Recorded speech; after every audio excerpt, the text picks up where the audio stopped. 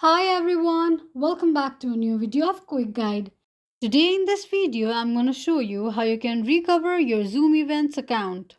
Watch the video till the end. To recover your Zoom Events account, firstly open your Google search. Type in Zoom Events and make a search. The search results will be displayed on the screen. Click on the first link shown on the page. It will take you to the login page of Zoom Events. Enter your email address.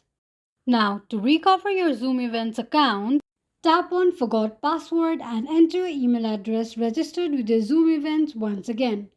Click on I am not a robot, then tap on Send. It will send a reset password email to your registered email address.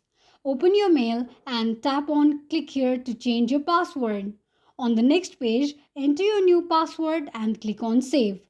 Confirm your password by re-entering it and then tap on Save. This is how you can recover your Zoom Events account quickly and easily just in few steps. If you have any thoughts or queries, let us know in the comment section.